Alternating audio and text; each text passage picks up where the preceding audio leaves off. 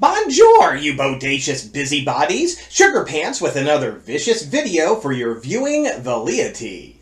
Now, I know it seems like it's only been a couple of weeks since you last saw me, but as you can see, it's been a busy time down in the basement, and it's taken a bit of a toll. But through my suffering, I've found another six-pack of suctitude to serve, including today's slimy serving. 1980's Contamination. A movie whose cover art looks like an awesome game I would have played on my Atari 2600. It's about a strange shipment of giant pulsing avocados that shows up in New York and start bursting. Anyone who so much as touches the goo inside immediately explodes. So how sleazy is this Italian body horror movie, which director Luigi Cozzi himself said was partially funded by Colombian drug dealers? Let's snort up that sleaze docket and find out. We have 19 dead bodies, 8 exploding bodies, 1 exploding rat, 26 cups blood, 14 cups alien egg goo, 0 naked breasts, underage smoking, 1 fucking giant cigar, 1 bullet to the forehead, 8 bullets to the chest, 1 human swallowed whole, 1 jump scare, 1 flare to the eye, 1 psychically linked human, 1 burning alien puppet, antagonist monologuing cliche, and 1 massive chin dimple. Our movie begins with a helicopter tour of New York City. The radio chatter talks about a strange ship that has gone radio silent while waiting to be allowed into port. There's the ship. We got a sighting. Yeah, it was really hard to spot out there in the completely flat, sun-drenched ocean. No crew in sight, but no damage can be seen, so they order a tugboat to haul it in and put it into quarantine. Once night falls, Dr. Turner shows up along with some emergency crew. Lieutenant Tony Aris introduces himself and explains that the only interaction they've had was putting someone on board to turn off the engines, but no crew was found in doing so. Dr. Turner suggests getting started, and they put on protective clothing and climb aboard. The doc explains how strange it is that the captain radioed to the port, but after that, it appears the crew just vanished. They find the captain's logbook, and the last entry puts them about a day away from New York, so whatever happened must have happened suddenly. Down in the bowels of the ship, they discover the bloody and mangled corpse of the captain. Doc says it looks as if he exploded. As they go along, they find more exploded bodies of the crew. Eventually, they make their way to the cargo hold, which is full of boxes of coffee. Or so they think. One of the boxes has tipped over, spilling out green, slimy footballs. Over by the steam pipes, one of the pods has swelled up and is making a sound like Kenny G fell asleep with his saxophone in his mouth.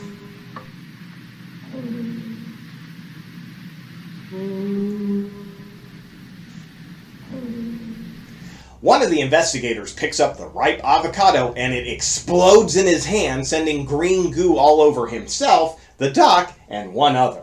Immediately, the infected begin hemorrhaging and exploding as Aris watches in horror before taking off.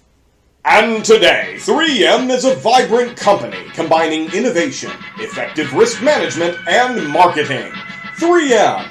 Suddenly, a car carrying Colonel Stella Holmes rushes to a facility where she is informed by her subordinates that the pier where the ship was docked has been isolated, and she says, "Put emergency plan number 7 into effect." She then asks about Aris and is told he should be coming out of contamination protocol shortly, but he's not too happy about it. He tries pulling his hard-ass cop routine on Holmes until she informs him of her own rank. Suddenly he drops the machismo bullshit and salutes her until she tells him it's unnecessary. She then asks him what he saw, specifically that the heat source made the eggs ripen. Holmes immediately orders a deep freeze of the cargo and mutes Aris's mic, so I'm free to add in my own audio to guess what he's saying here. Oh, Mother Hubbard went to the cupboard to get her old dog a bone. She bent over. Rover took over, right? She got a bone of her own. I don't know. Back at the ship, everyone's dressed up in their best Ned Kelly cosplay and icing down the monstrous mangoes. They bag up the exploded egg and bring it back to the lab. Immediately, we jump to the briefing explaining the results. Apparently, it's an intensive culture of unknown bacteria that reacts to heat. The scientist then injects a sample of the bacteria into a rat, who then goes kablooey, though they don't yet know why this happens. RS apologizes for not informing Holmes sooner and feels responsible for the death of his crew, but she assures him that he's not responsible. She then says for the sake of secrecy, she's keeping him on her crew for the duration of the investigation. Holmes suggests checking into the intended recipient of the cargo, and RS already has that information. It also wasn't set for pickup until the following morning, so they set up a sting operation to watch the pier. One of Holmes's crew goes to knock on the door and serve a warrant and is promptly shot in the head. They ram the door down with the van and find the storage room full of glowing, moaning eggs. The 3 men inside aren't planning on being taken prisoner, though, and shoot one of the eggs. All 3 are splattered with goo and immediately explode, giving Holmes a first-hand look at the effects. Why they didn't just shoot themselves in the head for a quick death, I don't know. She slowly approaches the eggs before ordering in the flame-throwing crew. Which raises the question, why does heat make them mature and explode, but flamethrowers safely kill them? I mean, some of them should pop just from the temperature rising in the room before they burn, right? Back at the lab, the scientists say they have analyzed the goo. The cells don't exist in nature and are silicon-based, which is different from all life on Earth, which is carbon-based. So they're suggesting the eggs are alien in nature. One of the scientists suggests that perhaps the eggs drift through space, lying dormant until they find an inhabitable planet. But Holmes says the odds of that just happening at random is practically impossible. Instead, she says, maybe it's because we went to them first. That's when she reminds everyone of the manned mission to Mars. You know, because something that low-key would have been easily forgotten. She says that the astronauts on the mission, Hamilton and Hubbard, came back a little crazy. Hubbard spoke about discovering eggs at the Martian pole that sound exactly like the ones that just arrived in the city. Holmes and RS head off to find Hubbard and end up at a house that's listed as his last known address. Holmes goes up alone because she was on the committee that passed off Hubbard's report as crazy. So naturally, she'd be the one he'd most want to see, right? She makes her way upstairs and rings the door buzzer.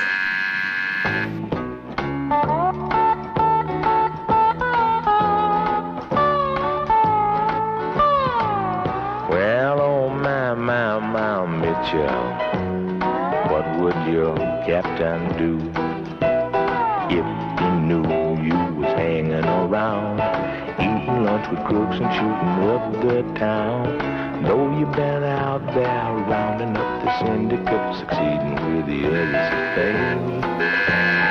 Oh my, Mitchell, you shoot 'em just to get 'em in jail. When they take a look at the record book, they will find you got a lot of class.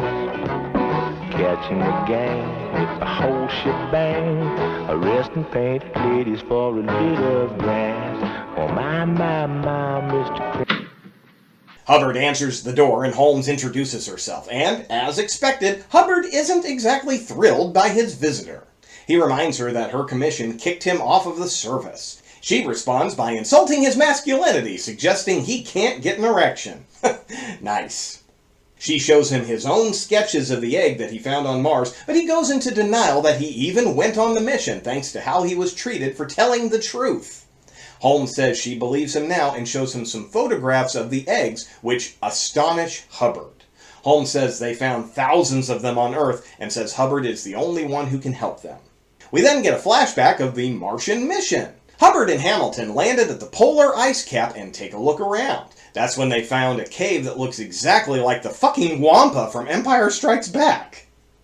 Creepy as shit, so naturally, let's explore it. Inside they find a humid chamber full of eggs. They were green, just like the one in your photograph. The photograph was black and white. Dude really is Bonkersville. He then says that he thought he heard something approaching from the back of the cave, something that filled the cave with hypnotic light, and that Hamilton was fully entranced by it. Back at the lab, the crew are watching Hamilton's video deposition concerning the Mars mission. He says there was absolutely nothing in the cave but rock and ice. He admits to almost having a nervous breakdown, just like Hubbard did, but that nothing significant was found on the planet. One of the military brass suggests confronting Hamilton about lying in his report, but Holmes says he died 6 months ago in a plane crash. Holmes says she still has a plan in place, but will need the Pentagon to give approval. Her plan? Take Aris and Hubbard with her to investigate the coffee company in South America. But the Pentagon is only giving her 72 hours to do so before they just blow the secrecy completely. Why would they do that? I don't know. But I guess a deadline makes for a more exciting movie. Hubbard isn't so eager to go along. Holmes says she has reinstated his military credentials, but he's been beaten down so long he's just not interested. That's when Holmes just starts insulting his pride. He slaps her across the face, and apparently that ignites the fire in his belly just enough to agree to the plan. Jump cut to landing in Colombia, complete with appropriate ethnic drumming.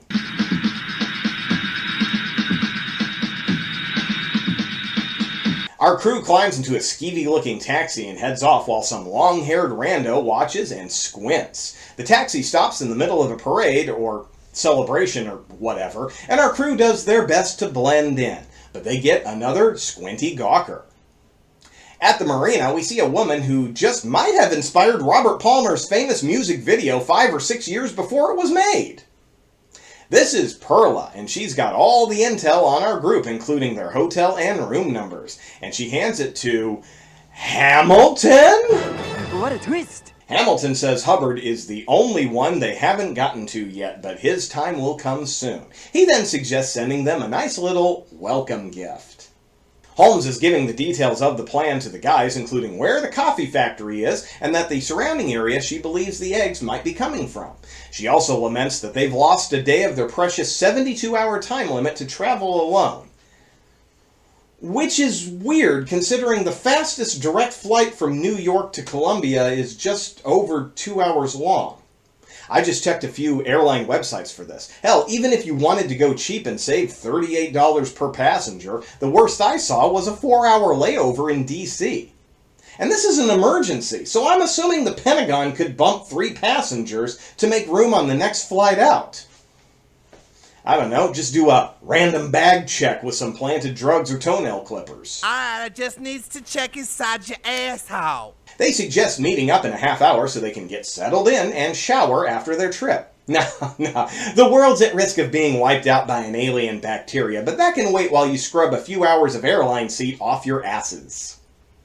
Aris and Hubbard head to their separate rooms, and Hubbard catches Aris trying to sneak back to Holmes's room. But someone else is watching too.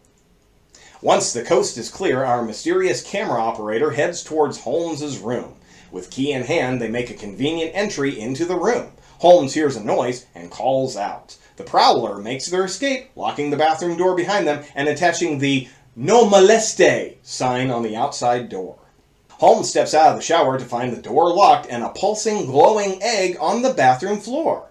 Frantically, she starts banging on the door and calling for help. Unfortunately, everyone's radios are blasting as loudly as possible, so there's no chance of being heard. Holmes tries to pick the lock, but breaks her tools in the process. I don't know, just rip the shower curtain off the rings and cover the egg with it? Aris tries calling her room, but no one answers. Eventually, Hubbard and Aris walk slowly down the hallway towards Holmes, who's still attempting to break the door. The guys see the "No Moleste" sign and decide to just go to dinner without her. But eventually the slow brain cells start firing, and Hubbard decides to knock. Eventually. Hopefully? Maybe? Finally! Hearing the knock, she cries for help, and Hubbard smashes both the front door and the bathroom door and gets her free. We cut to Perla and Hamilton having dinner, but we can still hear the egg pulsing. It finally explodes, and Hamilton has a reaction to it. He says he can feel that it exploded, but it didn't kill Holmes. Apparently, he's got a psychic link to whatever's going on and is very upset an egg was wasted. With the assassination attempt foiled, our crew immediately gets to the plan. Hubbard flies out from an airfield to do some aerial surveying, while Aris and Holmes drive to the coffee factory. Which seems like a really smart thing to do, considering the people with the eggs obviously know who these people are and what they're up to, considering they tried fucking killing one of you the minute you landed in the country. They get a tour of the facility and eventually meet with the owner, who just happens to be Perla. And it probably should go without saying, but when somebody meets you by spinning around in their swivel chair like a Bond villain, just naturally assume they're up to no good. Aris and Holmes pretend to be customers who wish to purchase a large quantity of coffee. Then they say a shipment of very special coffee was recently shipped to New York City on the cargo ship Caribbean Lady. Perla pretends she knows nothing about it, as they send shipments all over the world. She then invites our sneaky sneaks to see more of the facility. We cut back to Hubbard, who's having sudden engine trouble, forcing him to make an emergency landing. Back at the coffee plant, Perla is doing her best to show off her totally not suspicious coffee operation, leading them to an ambush. And Holmes just blurts out the game. Now it's clear who cultivates those eggs. It's you, isn't it? Yes. But she's not the only one throwing down all cards, because here comes Hamilton to make sure their operation is completely blown wide open for anyone investigating. Hubbard's finally coming to following his plane crash, and he steps out to see where he ended up. My money's on Gilligan's Island. He takes a map and flare pistol from the plane and sets out on foot. Tied up in a closet, Holmes and Aris start getting all chummy and saying they can call each other by their first names. And with their imminent doom approaching, Aris admits that Holmes is the first woman he ever went after that he couldn't even get to first base with. At what point have you been going after her in this movie? You've been too busy watching people explode for any sexy time. She apologizes for that, which is fucking weird, and then turns around for a kiss. Out in the wilderness, Hubbard finds a guy bleeding on the ground. He asks who did this, and he says, What? A few steps away, he stumbles across a whole mess of eggs. He ducks behind some foliage and watches the white zombies carefully gather up the eggs. One is left behind, and Hubbard makes his move, stealing his rifle and knocking him unconscious. Hamilton takes his two prisoners to see The Cyclops. Cyclops. The Cyclops. Are you looking in my eye? Are you looking in my eye? No. Back at the forest, Hubbard has taken his white zombie costume and hitches a ride with the rest of the crew. And it's time for the bad guy monologues the whole fucking plan cliche. Hamilton takes Holmes and Aris to see the egg processing section of the facility and just tells them everything. Like, without any prompts or questions, he just spews his guts. Apparently, the plan is nothing more complicated than breeding and growing the population. He also admits that his master speaks through him. He then says Hubbard is dead thanks to their plane sabotage. And I'm going to take a quick time out to show off probably one of the most ridiculous Deus Ex Machinas I've seen in a while. Hubbard's whole plan was to check in the area by plane. Somehow Hamilton knew this, and they caused him to crash. But the only reason he was able to discover the operation in person was because he crashed. I mean, do you think he'd be able to see green football-sized objects while flying over a lush green tropical forest? You could argue that he might have seen the white zombies working in the fields, but that's just because they opted for bright white instead of fucking Realtree camo or something. Anyway, bottom line is, Hubbard had no idea what he was even looking for. He was just looking until someone else made him crash right into the fucking plot. Had they not done this, I'm guessing Hubbard would still be flying around hoping to find anything out of place. He definitely wouldn't currently be on a truck going right to the goddamn facility. Okay, back to the movie. The vans full of white zombies and their eggs make it back to the facility, and they all pile out. Hubbard hangs back to be the last one. Once inside, he follows Perla down into the basement. Just then, Hamilton arrives at his master's room and tells them it's the source of all the eggs. It grew out of a seed brought back from Mars, lays eggs, and Earth's heat raises them to maturity. The Cyclops' glowing eye starts flashing at Aris, who's suddenly compelled to walk towards the alien. Holmes begs him to fight it, but he can't. Meanwhile, Hubbard grabs Perla and forces her to lead him to the others. Once he's close enough, the alien grabs Aris in a bear hug or something, and then slurps up his entire body. Hamilton forces Holmes to look at the Cyclops, who begins putting his whammy on her too. She tries resisting, but she begins to walk towards it. In the incubation room, Perla announces to the others that Hubbard is a spy and he's forced to gun them all down. In the process, some eggs are ruptured, and we get some long overdue chestbursty. Hubbard then destroys the rest of the incubators, using the last of his ammo so there's nothing left for Perla. She runs to the spinning door that leads to the Cyclops' chamber and tells Hamilton to watch out. Hamilton pulls a gun on Hubbard, who uses Perla as a human shield. Holmes continues walking slowly towards the Cyclops, who compels Hamilton to shoot Perla. Hubbard attacks and begins wrestling with Hamilton, eventually getting the upper hand and smashing him in the face with the flare pistol. The Cyclops winces in pain and loses his psychic grip on Holmes. She runs to Hubbard, who points the flare pistol at the beastie and fires right into its eye. And now that everything is nicely wrapped up, here comes the military! The Cyclops groans and smolders, and Hubbard and Holmes make their getaway. Hamilton pulls a gun on them, but begins smoking just like the Cyclops. Eventually, he explodes and takes a long damn time to fall over, just as the Cyclops bursts into flame.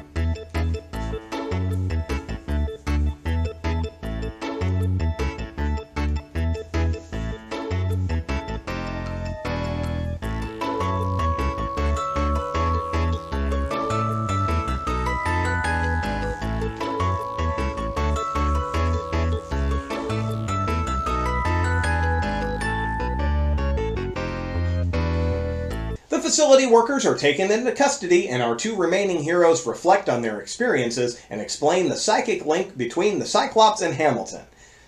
Like it was at all necessary. The two glance at the sky, wondering what other monstrosities might be up there waiting. We then cut to New York City to find a slimy, pulsating egg just as it explodes. The end. Oof. What a movie.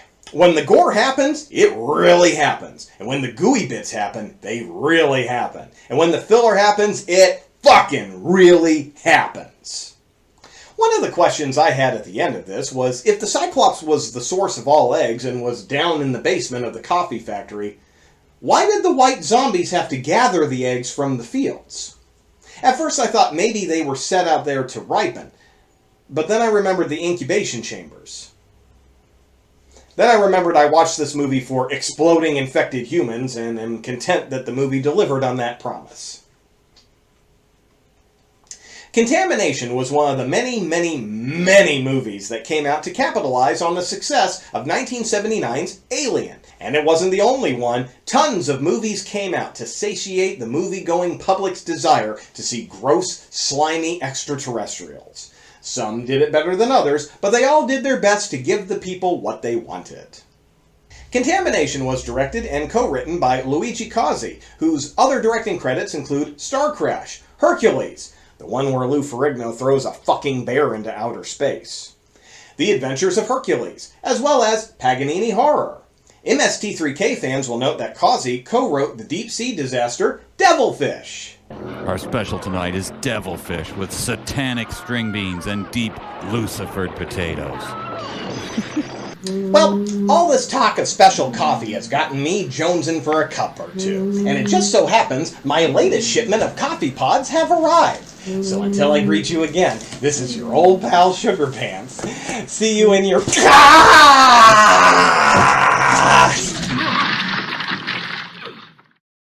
Oh, fuck you, Nestle.